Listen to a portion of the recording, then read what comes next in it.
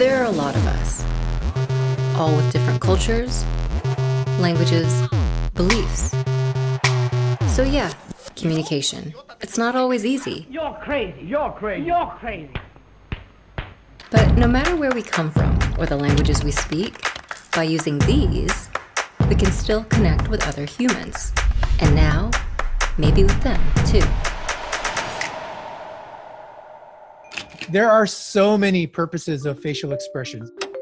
I'm David Matsumoto. I'm a professor of psychology at San Francisco State University, and I'm also director of HumanTel. The face is one of the most complex signal systems we have in the body, and it serves many purposes. For example, when we wrinkle our nose in disgust like this, not only is it communicating something to you who can perceive my expression, what it's also doing is clamping down a little bit on those nasal passages. It's preventing things from coming into my body through my nasal passage. Facial expressions also communicate to the people around us. One of the biggest advocates for this theory, Charles Darwin. Darwin posited that all humans have emotions. It allows us to act immediately with minimal conscious thinking or awareness. And then on top of that, we had these expressions so that we could communicate that reaction to others as well. And that helped the group to survive. Because of this, Darwin believed our expressions were universal. So in psychology today, there's widespread agreement that 7 facial expressions of emotion are universally recognized all around the world, regardless of race, color, creed, nationality, gender, any demographic that exists. They are anger, contempt, disgust, fear, happiness, sadness, and surprise.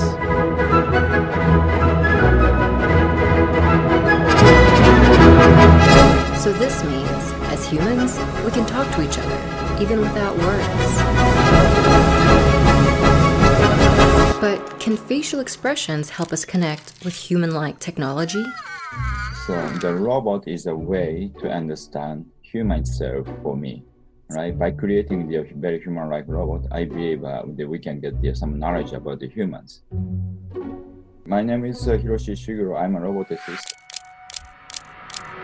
What I could learn through the robots, so many things, right? We are trying to develop interactive robots with humans.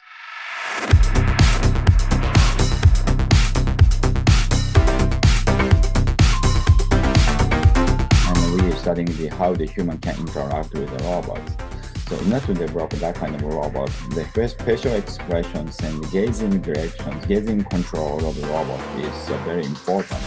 Right? So robot needs to represent the emotions and intelligence in many ways. We have a totally different cultures between the United States and in Japan, right? But we understand the emotional expressions. So there is no doubt emotional facial expression is a very important way of communication. So therefore, the facial expression is very important for the Android for having the communications with the human. Hello, my name is Erica. Meet Erica. I think Erica is the most human-like android in the world. Erica can have a kind of a natural conversation with the visitors, maybe the 5 or 10 minutes. We are implementing the maybe just measure the facial expression to the Erica, right? Happy. It's all very exciting. Angry. I'm done talking to you. Please don't come speak with me again. And sad. And depressed.